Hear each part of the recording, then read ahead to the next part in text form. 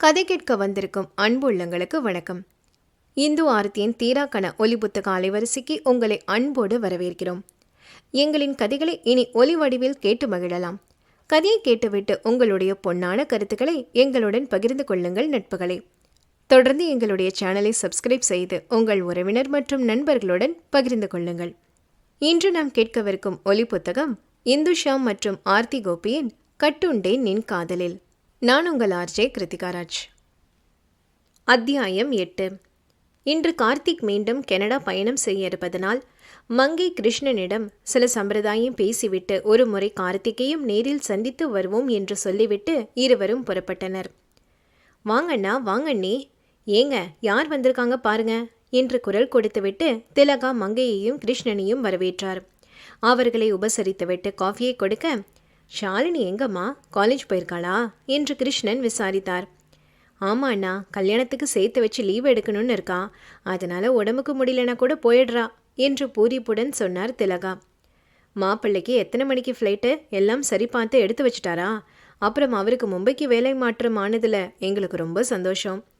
2 பேரையும் பார்க்கணுன்னா கடல் கடந்து போக வேண்டாம் பாருங்க என்று கிருஷ்ணன் நிம்மதி அடைந்து கூற, கங்காதரன், ஆமாம், எங்களை விட உங்களுக்கு தான் அதிக சந்தோஷம் இருக்கும் சம்மந்தி. பொண்ணை நாடு விட்டு நாடு கட்டி கொடுத்தா நினச்ச நேரத்தில் போய் பார்க்க முடியாத வருத்தம் இருக்கும். இப்போ அந்த பிரச்சனை இல்லை என்றார்.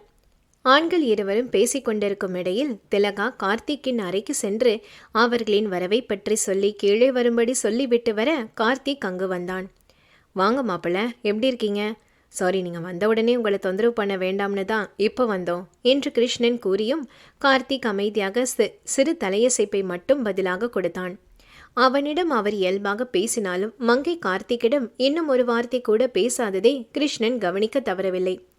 கார்த்திக் அவர்களிடம் சகஜமாக இருக்க முடியாமல் அவதிப்பட்டு கொண்டிருக்க திலகா அவனை எவரும் அறியா வண்ணத்தில் முறைத்தார். அப்புறம் நாங்கள் வந்த விஷயமே மண்டபத்தை பற்றி சொல்லதான். 3 மண்டபம் பார்த்துருக்கோம். நீங்கள் பார்த்துட்டு ஓகே சொன்னால் அதை புக் பண்ணிடுவோம். ஏன்னா மண்டபம் கிடைக்கிறது தான் குதிரை கொம்பா இருக்கு என்றார் கிருஷ்ணன். சமந்தி, அவன் இன்னைக்கு சாயங்காலமே கிளம்பிடுவான், அதனால நேரம் இருக்காது. நீங்கள் கவலைப்படாதீங்க, நாங்கள் வந்து பார்க்குறோம். மண்டபம் எல்லாம் அவனுக்கு விஷயமே இல்லை, நிலாவை சீக்கிரம் கல்யாணம் பண்ணிக்கிட்டா போதும்னு இருக்கான் என்று கங்காதரன் கிண்டலாக பேச அவர்கள் மங்கையை தவிர அனைவரும் சிரித்தனர். கார்த்திக்கின் முகபாவமோ அதற்கும் தனக்கும் எந்தவித சம்மந்தமும் இல்லை. யாருக்கோ திருமணம் என்பது போல தன் முகத்தை கடுப்பாக வைத்திருந்தான். அதன் பின் வெகு நேரம் பேசிய மங்கையும் கிருஷ்ணனும் விடைபெற்று புறப்பட்டனர். ஆதவன் தன் வரவை வெளிக்காட்டும் முன்னே கண் விழித்த வெண்ணிலாவுக்கு அந்த காலை பொழுது மன நிம்மதியை கொடுத்தது. மனதில் இருந்த பாரம் குறைந்ததால் சற்று துள்ளலுடன் அலுவலகம் செல்ல தயாரானாள். அவளின் இம்மாற்றத்தை பார்த்த மங்கை பூரிப்படைந்தார். வாசல் வரை சென்றவள் மீண்டும் வந்து தன் அன்னையை கட்டிக்கொண்டு கன்னத்தில் சிறு முத்தத்தை பதித்து சென்றாள். மகளின் சந்தோஷத்தை கண்ட கிருஷ்ணன், நம்ம பொண்ணு இதே மாதிரி எப்போவுமே சந்தோஷமா இருக்கணுமங்க, அவன் மேலே நிறைய திருஷ்டி இருக்கு, முதல்ல கோயிலுக்கு போயிட்டு வரணும் என்றார். அலுவலகம் சென்றடைந்தவள் சுவாதி வரும் வரை பொறுக்க முடியாமல் தன் கைபேசியை எடுத்துக்கொண்டு வெளியே லாபியில் நின்று தன் தோழியை அழைத்தாள் வெண்ணிலா. இந்நேரம் சுவாதி இருசக்கர வாகனத்தை ஓட்டிக் கொண்டிருக்கக்கூடும் என்பதையும் மறந்து தொடர்ந்து அழைத்து கொண்டிருந்தாள். மறுமுனையிலிருந்து ஏற்காத அழைப்பை எண்ணி, சீக்கிரம் வாடி என்று முணுமுணுத்தபடி மீண்டும் சுவாதியை அழைக்க, அப்பொழுது லிப்டின் கதவை திறந்து அதிலிருந்து முதலில் 6 அடி உயரம் கொண்ட அந்த ஆண்மகன் வெளியே வர அவனை பார்த்து கொண்டே கைபேசியில் கவனம் கொண்டவளின் பார்வை மீண்டும் அவனை தொடர்ந்து வெளியே வந்த தன் தோழியிடம் பதிந்தது. அவசரமாக ஸ்வாதி என்று சற்று உரத்த குரலில் அழைக்க அதில் முதலில் கவனம் கொண்டு திரும்பியது அந்த 6 அடிக்கு சொந்தக்காரன் இளங்கோ. திடுமென அழைத்த தோழியை பார்த்தவள், ஐயோ வேணுனே இவன் எதிரே என் பேரை சொல்லி கூப்பிட்றாளே, ஒரு நாள் இவனை பார்த்து சைட் அடிச்சது குத்தமா போச்சு அவள என்று மனதில் நிலாவை ஏசிக்கொண்டே அவளிடம் நெருங்கினாள். சுவாதியின் கள்ளமொழியை கண்டவன் நிலாவின் கேலி பார்வையும் புரிந்தது போல தன் புன்னகை அடக்கி கொண்டு சுவாதியை பார்க்க அவளின் கருவிழிகள் 2 மடங்கு விரிவடைந்தது. அந்த ஒரு தருணம் அவளிடம் தன் மனம் சாய்வதை உணர்ந்தான் இளங்கோ. சட்டென்று சுயநினைவிற்கு வந்தவன் வேகமாக உள்ளே சென்றான். அம்மா தாயே, இப்போ உனக்கு சந்தோஷமா? நீயும் மீனவும் எவ்வளவு நாள் போட்ட திட்டம் இது என்று பொய் கோபம் கொண்டு சுவாதி பேச அவளை மேலும் பேச விடாமல் வந்த லிப்டிலே அவளை இழுத்து கொண்டு தரைத்தள பொத்தனை அழுத்தினாள் வெண்ணிலா. கதவு சாற்றியவுடன், ஏ நிலா, என்னடி பண்ற? நான் முதல்ல போய் லாகின் பண்ணிட்டு வரேன்டி. ஏற்கனவே லேட்டா வந்திருக்கேன். நீ முதல்ல என்று சுவாதி முழுவதும் முடிக்கவில்லை. திடுமென தன் தோழியை கட்டி அணைத்து கொண்டாள் வெண்ணிலா. நான் ரொம்ப நிம்மதியாக இருக்கேன் சுவாதி. எல்லா பிரச்சனையும் நல்லபடியாக முடிஞ்சது. அம்மா அப்பா என் பிரச்சனை என்னன்னு தெரிஞ்சு அதை அழகாக சால்வ் பண்ணிட்டாங்க என்று சொல்ல தோழியை தன்னிடமிருந்தும் மெல்ல பிரித்தெடுத்தவள், உண்மையா வெண்ணிலா? எப்படி என்று கேட்டதும் அவர்கள் அடைய வேண்டிய தளம் வந்ததால், ஒரு 10 நிமிஷம் கேஃபட்டீரியா போய் பேசலாமா என்று கூறி இருவரும் அங்கு அமர்ந்து காஃபியுடன் பேசத் தொடங்கினர். வெண்ணிலா கூறிய அனைத்தையும் கேட்டவுடன் அவளை விட இரட்டிப்பு சந்தோஷம் அடைந்தாள் சுவாதி. ரொம்ப சந்தோஷம் நிலா. ஆனால் நடந்த பிரச்சனை எதுவும் மீனுக்கு தெரியாது. அதனால இப்பவும் தெரிய வேணாம். அவகிட்ட வேற காரணம் சொல்லிடு, இது நமக்குள்ளேயே இருக்கட்டும் என்று சுவாதி சொல்ல அதற்கு சரி என்றாள். நாட்கள் உருண்டோட அன்று நிலா வேறு வழியின்றி தன் ராஜினாமா கடிதத்தை மின்னஞ்சலில் அனுப்பினாள். இதை சந்திக்க நாள் ஒன்று வரும் என்று எதிர்பார்த்த வெற்றி பிரகாஷை அழைத்து வெண்ணிலாவுடன் முறையாக அந்த கோரிக்கையை ஏற்று அடுத்த கட்டத்திற்கு அதை பரிசீலிக்க கூறினான். சுவாதியும் மீனாட்சியும் கனத்த மனதுடன் அன்று முழுவதும் அமைதியாகவே இருந்தனர். தோழியின் பிரிவு எதிர்பார்த்ததுதான் என்றாலும் இன்று அதை ஏற்க முடியாமல் தவித்து போனார்கள். கான்ஃபரன்ஸ் கதவை தட்டிவிட்டு உள்ளே சென்ற வெண்ணிலாவின் மனம் முதலில் அதே அறையில் நேர்முக தேர்வன்று பணி கடிதத்தை வாங்கியது நினைவில் வர கஷ்டப்பட்டு அறையில் உணர்வுகளை அடக்கிக் கொண்டாள். இறுதியாக பிரீதாவின் கேலி பேச்சை போல் இன்று ஆகிவிட்டதே என்று மனதில் குமரினாள். வாங்க நிலா, என்னங்க இப்படி பண்ணிட்டீங்க? இந்த மாதிரி நல்ல வேலை பண்ணுறவங்க எல்லாம் வேலையை விட்டு போனால் நாங்கள் என்ன பண்ணுறது? போங்க, மனசுக்கு கஷ்டமாக இருக்குது. எனிவேஸ், உங்கள் ஃப்யூச்சருக்கு பெஸ்ட் விஷஸ் என்று பிரகாஷ் தன் ஆதங்கத்தை வெளிப்படுத்தினான். அதற்கு என்ன பதில் அளிப்பது என்று புரியாமல் அழுகை வரும் இடத்தில் வலுக்கட்டாயமாக புன்னகையை வரவழைத்தாள். இவர்கள் பேசுவதை அனைத்தும் காதில் வாங்கி கொண்டாலும் பார்வை முழுவதும் தன் முன்னே இருக்கும் மடிக்கணினியில் பதிய வைத்திருந்தான் வெற்றி செல்வன். சாரி பிரகாஷ், என் சிச்சுவேஷன் அப்படி, எனக்கு வேற வழி தெரியல என்றாள் அடக்கப்பட்ட துக்கத்துடன். அதை கேட்டவன் தோள்களை குலுக்கிவிட்டு, ஓகே, இருந்தாலும் மனசு கேட்கல நிலா என்று சொல்லிவிட்டு வெற்றியிடம், நீங்கள் ஏதாவது கேட்கணுமா வெற்றி என்று கேட்டான். வெற்றி தன் மனம் படும் பதற்றத்தை அடக்கி கொண்டு, டீமில் வேறு ஏதாவது பிரச்சனை இருந்ததா? கூட வேலை பண்ணுறவங்க எல்லாரும் உதவியாக இருந்தாங்களா? இது பொதுவாக யார் வேலையை விட்டு போனாலும் நாங்கள் கேட்குறது வழக்கம். ஹெச்ஆர் கூட இதை தான் உங்ககிட்ட கேட்பாங்க. இருந்தாலும் நாங்களும் கேட்க வேண்டியது எங்கள் கடமை என்று அவள் முகத்தை சிரமத்துடன் பார்த்து கூறி முடித்தான். எல்லாரும் எனக்கு ரொம்ப உதவியாக இருந்தாங்க. சீக்கிரமே ப்ராசஸ் எல்லாம் கற்றுக்க ஆனந்தும் பிரகாஷும் தான் நிறைய நம்பிக்கையும் வேலையும் கற்றுக் கொடுத்தாங்க. அதுக்கு நான் பிரகாஷ் கிட்ட பர்சனலாக தேங்க் பண்ணிக்கிறேன் என்றவள் சிறு இடைவேளை விட்டு, அப்புறம் வெற்றி, உங்களுக்கு தான் ரொம்ப தேங்க் பண்ணணும். எங்கள் எல்லாரையும் சமமாக நடத்தி இந்த 1 வருஷத்தில் நிறைய கற்றுக்க வாய்ப்பை ஏற்படுத்தி கொடுத்தீங்க. என்னை நம்பி டீம் லீடெல்லாம் கூட சிபாரிசு பண்ணீங்க. ஆனால் அதை நிறைவேற்ற முடியாத நிலைமையில் இருக்கேன். அதுக்கு பெரிய சாரி சொல்லிக்கிறேன் என்று அவளது கள்ளம் கபடமற்ற பேச்சை கேட்டு சிறு புன்னகையை சிந்தியவன், நோ இஷ்யூஸ். அப்புறம் எப்போவும் நோட்டீஸ் பீரியட் 1 மாதம்தான். ஆனால் பர்சனல் ரீசன்ஸ்னால ஸ்பெஷல் ரெக்வெஸ்ட் ஹெச்ஆருக்கு மேல் அனுப்பியிருக்கோம். அநேகமாக எந்த பிரச்சனையும் இல்லாமல் ரிலீவ் பண்ணிவிடுவாங்க. இன்றைக்கே கூட ரிலீவ் ஆகிக்கலாம். ஆனால் வேறு ஒரு மீட்டிங்கில் அவங்க பிஸி. நாளைக்கு ஃபார்மாலிட்டிஸ் முடிச்சுட்டு ஒரு எக்ஸிட் இன்டர்வியூ வைப்பாங்க. அதை முடிச்சுட்டா நாளையோடு உங்களுக்கு கடைசி நாள் என்றான். அதை கேட்டவளின் மனம் கனத்தது. படிப்பு முடிந்தவுடன் கிடைத்த முதல் வேலை, அதுவும் தன் தோழிகளுடன் ஒன்றாக பணிபுரிந்ததால் கல்லூரியில் இருப்பது போலவே உணர்வு கொடுத்தது. எதிர்பார்த்ததுதான் என்றாலும் வாழ்க்கையில் அந்தந்த காலகட்டத்தில் ஏற்படும் பிரிவு மனதை பக்குவப்படுத்தும். வெண்ணிலாவின் முக சோர்வை பார்த்தவன் அதற்கு மேல் அங்கிருந்தால் ஏதாவது கூறிவிடுவோமோ என்று அஞ்சி, ஓகே வெண்ணிலா, நீங்கள் போகலாம் என்று சொல்லி வெற்றி அவளை அனுப்பி வைத்தான். அன்று இரவு மாடியில் தனிமையில் மனதில் 1000 யோசனை சுமந்து நின்று வானத்தை வெறித்து கொண்டு பார்த்தவளுக்கு நாளைதான் அலுவலகத்தில் கடைசி நாள் என்ற நிதர்சனம் மனதை உறுத்த அப்போது அங்கு மங்கை வந்து சேர்ந்தார். அன்னையின் முன் அதை வெளிக்காட்டி கொள்ளாமல் இயல்பாக புன்னகை சிந்தி அவர் தோள்களில் சாய்ந்தாள். என்னடா, நாளைக்கு கடைசி நாள்னு வருத்தப்படுறியா என்று கேட்டதும் ஆமாம் இல்லை என்று இடது வலமாக தலையை தோள்களில் சாய்ந்த நிலையிலேயே அசைத்தாள். மகளின் மனதை புரிந்தவர் அவளின் உச்சந்தலையில் முத்தமிட்டு, எல்லாம் சீக்கிரம் சரியாயிடும் நிலாமா, இன்னொரு வேலை கிடைச்சா உன் கவனம் எல்லாம் அதில் போயிடும் என்று அன்னை சொன்னதும் அமைதியாகவே இருந்தாள். அம்மா, நாளைக்கு சாப்பாடு வேணாம், கடைசி நாள்னு எல்லாரும் ட்ரீட் கேட்டாங்க, வெளியே சாப்பிட போகிறோம் என்று சொல்லிவிட்டு, சாரிம்மா, எனக்கு தூக்கம் வருது, நான் போய் படுக்கிறேன் என்று சொல்லி அங்கிருந்தால் எங்கு அழுது விடுவோமோ என்ற அச்சத்தில் கீழே சென்றாள்.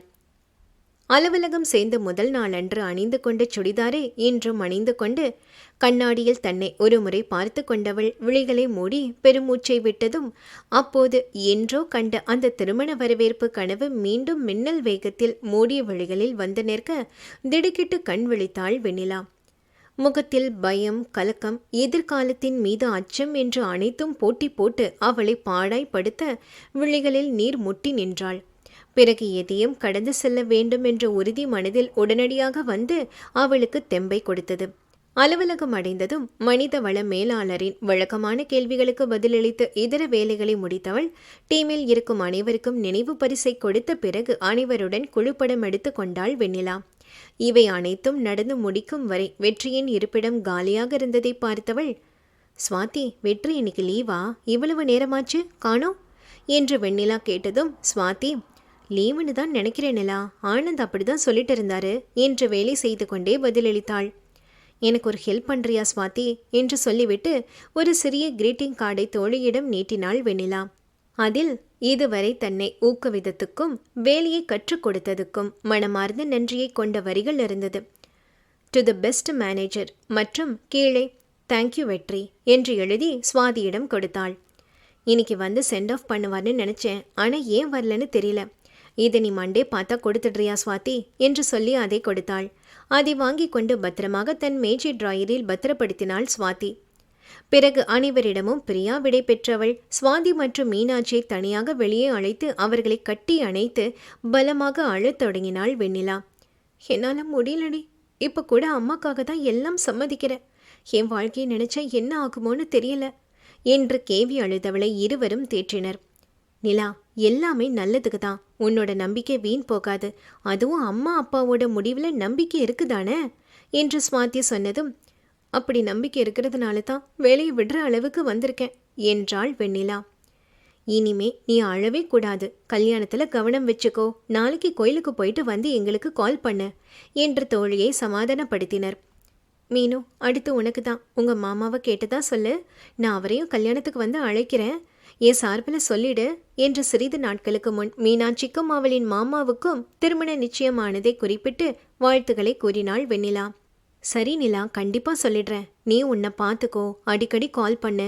கல்யாணத்துக்கு முன்னால் நம்ம 3 பேரும் சேர்ந்து ஒரு நாள் வெளியே போகலாம்" என்றாள் மீனாட்சி. "ஆமாம், இந்த பிரீத்தா ஏண்டி நம்ம யாரையுமே அவளோட கல்யாணத்துக்கு கூப்பிடல?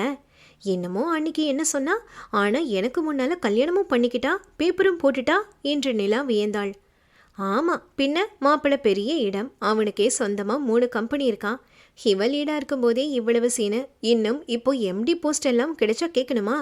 அவர் பார்க்கவும் ஹீரோ மாதிரி இருந்தார். அதான் மேடம் உடனே சரி சொல்லிட்டாங்க.